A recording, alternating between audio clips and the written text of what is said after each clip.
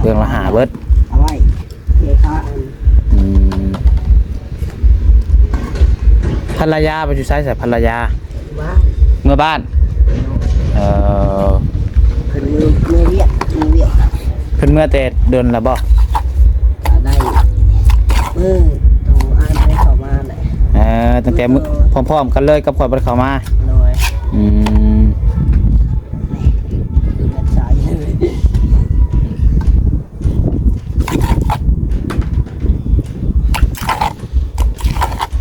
มือได้จะเป็นสิมายังบ่ฮู้เมื่อเวียกบ่คนเราอยู่ก็พอได้หน่อยจับตอกจับยังซอยกันแล้วเนาะน้องพลอยอยู่กับพี่น้องเลยช่วงนี้ก็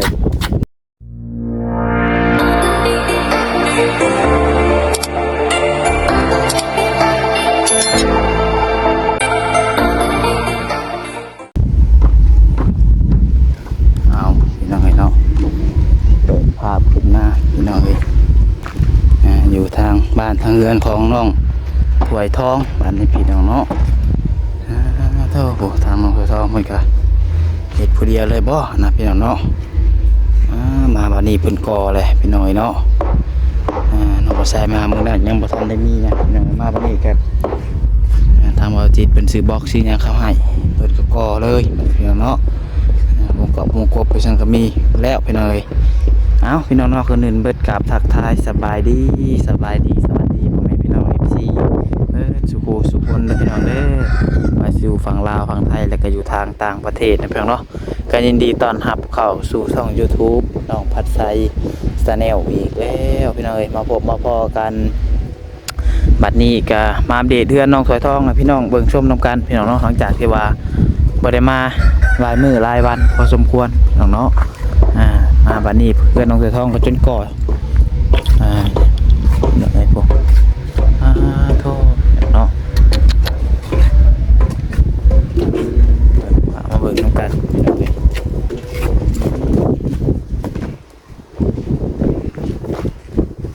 ผมเกาะวงกบกัน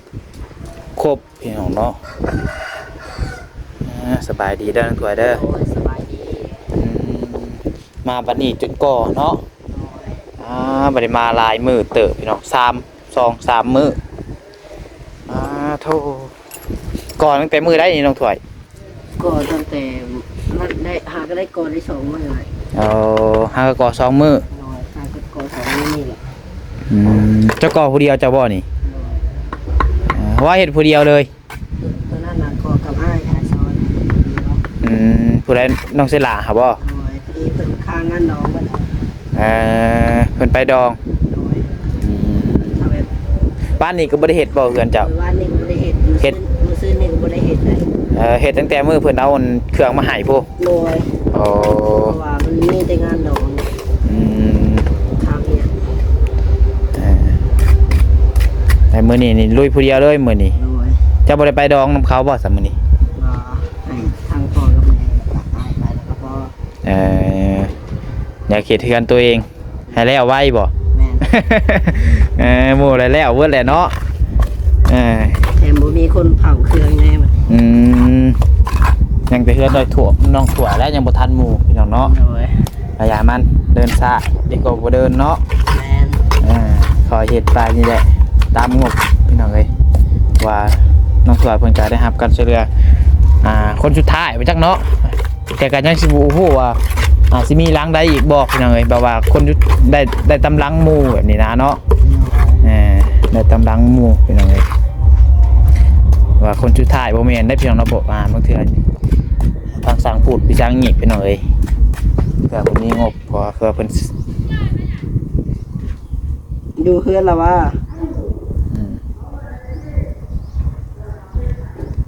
ผู้ซอยให้เพิ่นฮักกันมาพี่น้องเนาะน้องบ่ตายคือว่าเพิ่นสิบ่มาแล้วพี่น้องเอ้ย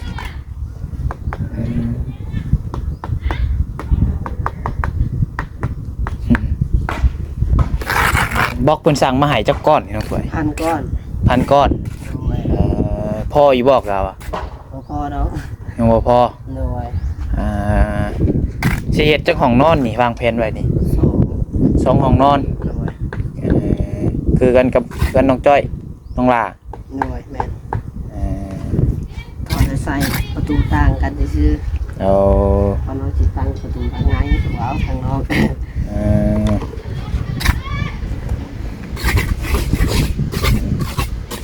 ทางนั้นบ่นั่นก็ก่อขึ้นคือกันบ่ทางน่ะคือเฮ็ดหยังก่ออัดเลยบ่ตัวน่ะพาต้นเนี่ยนะ ตรงว่า แม่น ไว้ตั้งวงกบนี่ ทางวงกบเฮ็ดคือกันกับน้องหลาบ่ โดย โอ้ส่งกันคล้ายๆเดียวกันเลยบ่เคยเสร็จนี่ แม่ ตัวนี้ห้องนอน โดย ห้องนอนนี่2ห้องนี่โอ้เฮ็ดคล้ายๆทรงเดียวกันเลยเนาะห้องโถงนี่ก็จงห้องเดียวคือกันห้องนางลิ้นเหมือนห้องโถงเพียงเนาะห้องนางลิ้นห้องโถงเลยยาวแบบนี้ไปหานั่น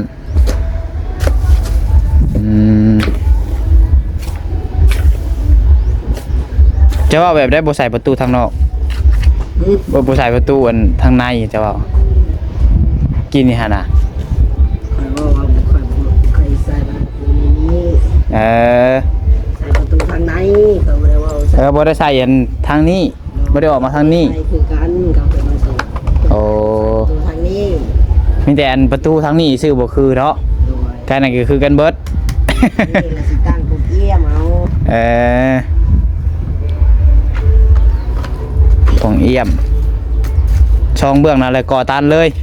โดย อืม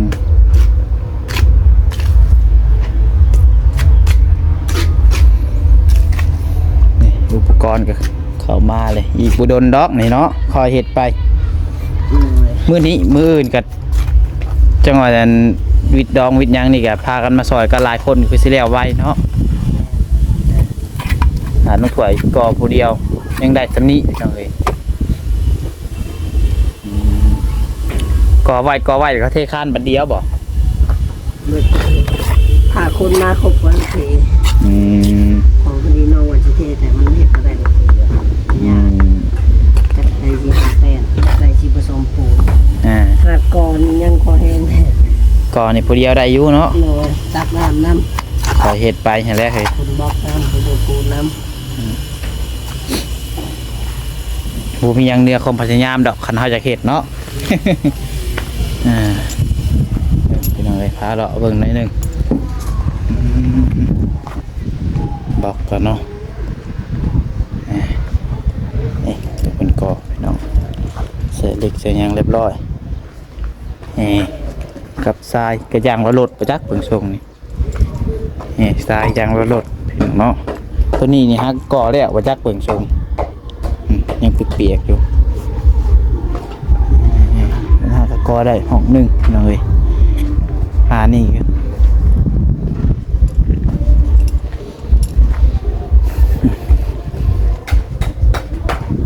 เฮ็ดคล้ายๆกันกับเพื่อนน้องเสละเลยพี่น้องเนาะแต่ว่าห้องตัวนี้นี่เพิ่นสิใส่ประตูทางเข้ามาแต่เนาะวงยืนเพิ่นเอิ้นเนาะประตูทางในเพราะเพื่อนน้องเสละห้องตัวนี้เพิ่นสิใส่ประตูทางนอกเด้พี่น้องเนาะแล้วนี่เพิ่นสิใส่ทางในเลยตัวนี้แต่ว่าใส่แล้วก็ปิ่นหน้าใส่กันเลยประจักษ์ตัวนี้ก็จะว่าเพิ่นสิใส่ทางนี้บ่พี่น้องเพิ่นใส่ทางพุทธแล้วก็นี่ก็จงไว้เฮ็ดประตูทางออกคือกันอย่างนี้เนาะคล้ายๆแบบทรงเดียวกันนะพี่น้องเนาะอันนี้ก็ก่อแล้วก็ตั้งวงกบเห็นมันทางออกพี่น้องเนาะบางเทื่ออนาคตพอบ่ได้บางเทื่อเพิ่นมีงบมาก็ยังออกมาอีกนะพี่น้องเนาะก็ห้องน้ำห้องครัวคือกันกับเพื่อนน้องใช้ละให้แหละพี่น้องเนาะง่ายๆกัน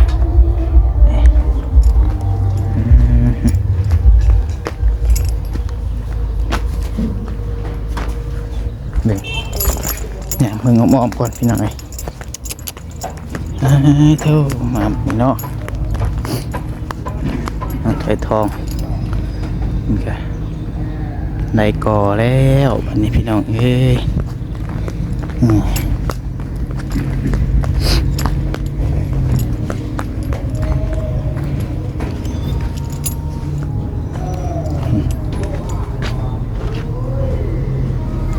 เตรียมเทคานแบบนี้พี่น้องเนาะเทคานตั้งวงกบแล้วก็จังคอขึ้นคุ้งเด็กแอ สายก็อย่างละรถ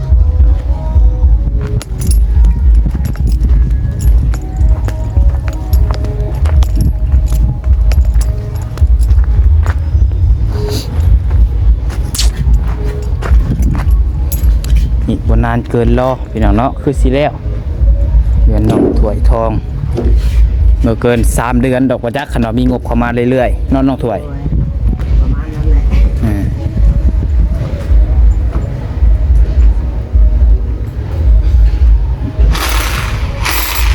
ใส่เล็กเนี่ยแบบนี้เนาะ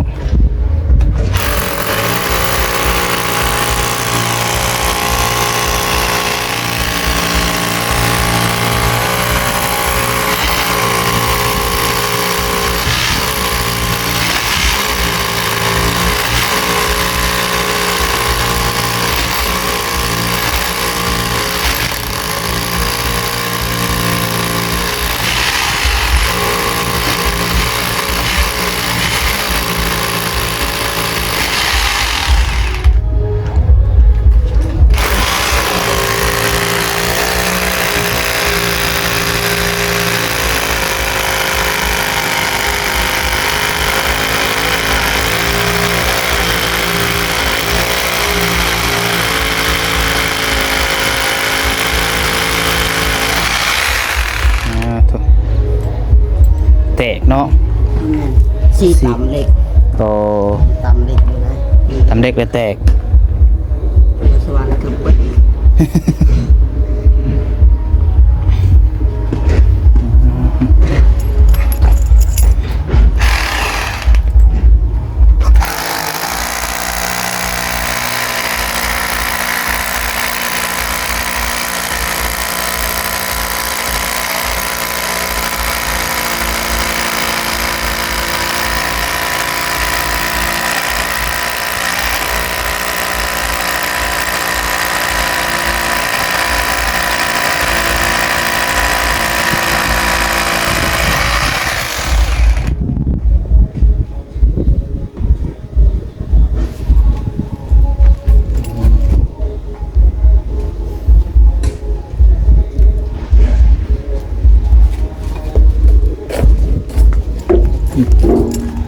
คานที่นี่พื้นเทใหม่พี่น้องเนาะตัวที่ว่ามันแตกนะพี่น้องทับเทใหม่มันตรงนี้เนาะจันละห้อย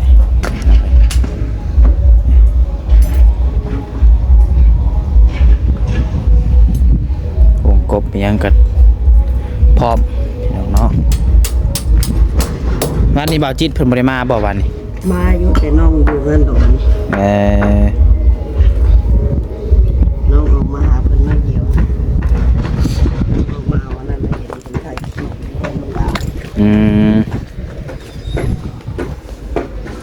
ใส่เล็กเนาะ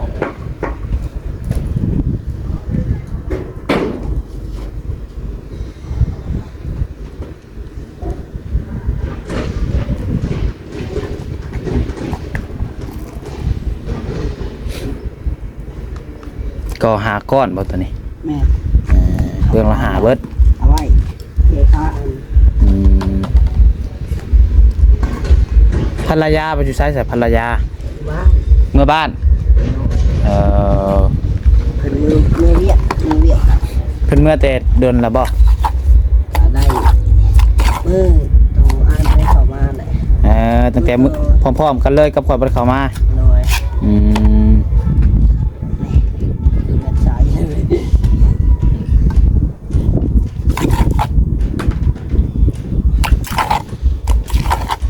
มีอะไรจะเป็นสีมา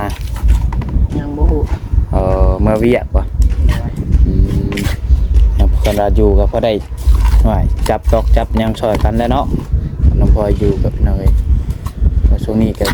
มีแต่งานดองงานบุญพี่น้องเนาะคือข่อยก็ไม่ได้มาไล่มือกันนี่ได้บุญมือนี่ก็จะคิดมาหรือบ่อนมือในที่ยังอดมันจนลืมบนมือฮอตวันเลยพี่น้องเลยเนาะเบิ่งนึงซับไปที่8ตัวเหมือนพี่น้องเลยเนาะจนลืมพี่น้องเลยที่8ที่9ที่10นี่ก็มีงานอีกนี่ใช่กันนั่นก็งานดองในบ้าน แห่งตู้นะ มีแต่งานมีแต่บุญน้อย เข้าไป วิทย์เดือน3นี่ก็ปีใหม่สงกรานต์แล้วบัดนี้เนาะ เข้ไปผูกแขนให้เข้ากลางคืนระยะเข้า อืม เม็ดเวียดของตัวเอง อืม พัก2มื้อเลยแต่ว่าบ่ได้พักดอก ไปช่วยงาน ผักกับผักไปเวียกเนาะเมื่อวันหยุดเนาะเมื่อนั้นน้องเสยหลาเสร็จบอกขอยอยุผมว่าบ่ได้เฮ็ดเวียกเด้อผมว่าเห็นบอกขอยจังบ่ได้มาที่แรกว่าสิมาได้มือบาง2มื้อหลังเพิ่นว่าบ่ได้เฮ็ดเวียกว่าข่อยเลยบ่ได้มา ทางเรื่องก็ให้ลาผมไปเป็นครูเจะบ่าวแล้วค่ะ มื้อนี้บ่ แม่น เป็นพี่น้องกัน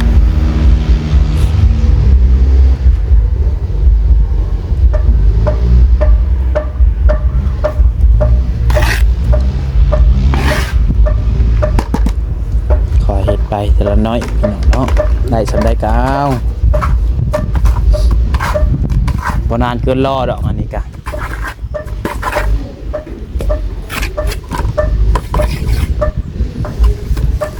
ขอแต่มีอุปกรณ์นะลุงถวยเฮ็ดผู้เดียวก็ได้เนาะ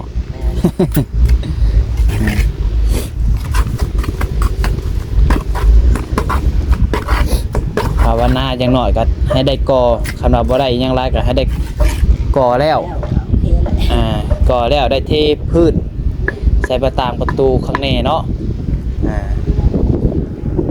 แต่ฉะนั้นก็ แม่นคือน้อง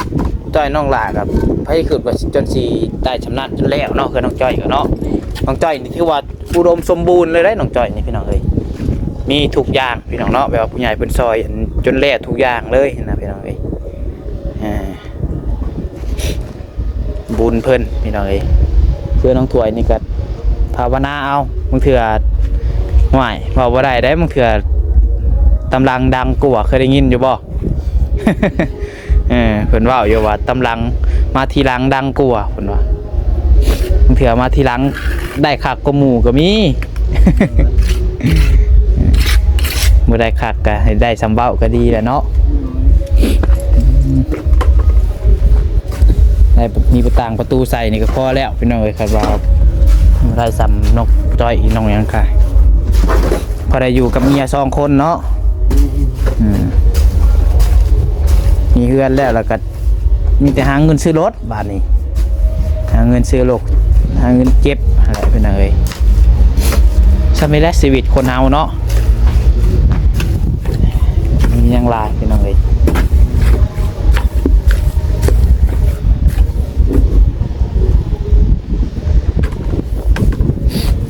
เบิดจักสอบแล้วนี่ เป่าเดียวกินอยู่ว่าช่าง ตัวนั้นก็ห้ากระกอที่ตัวนั้นห้าก็ได้2 พานี่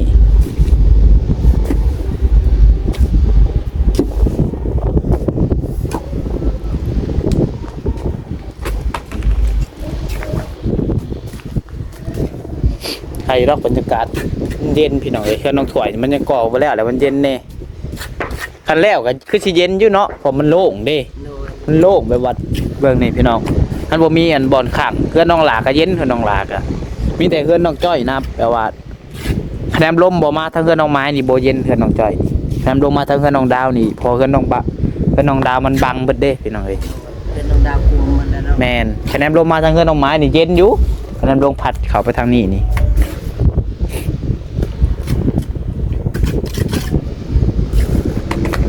ฝนบ่ได้ตกบ่ทางนี้ป่านนี้ขอยเข้าไปสวรรค์ก็ตกอยู่ฝนก็แต่ว่าอยู่เซโนก็บ่ได้ตกอยู่เซโนก็ยิบๆซื่อแต่ว่าอยู่สวรรค์น่ะตกแห้งเติบได้หวานนี่สวรรค์ นี่ก็คือการคือพอจะมืด มืดครึ้มไม่ซื่อฮักกระแดดมื้อนี้แล้วเนาะแดดมื้อนี้มีแดดแน่มื้อนี้พี่น้องเอ้ยหนาวปวดไข้ก็ร้อนได้พี่น้องหนาว มันอากาศหนาวเฮาเห็ดเรียกได้บ่ แม่น ตอนนั้นเฮาเห็ดยากอยู่เนี่ย อืม ตอนแดด แม่นเพื่อนเจ้านี่คะแนนว่าร้อนก็ก่อสินี่ก็ได้อยู่ดอกเนาะ คะแนนว่าเฮ็ดตัวก่อไอ้นะพี่น้องคันตัวอื่นก็ห้วยจังไห้จังห้องคือกันเลยเนาะ ก็แบบสบายทำมือเลยคาแล้ว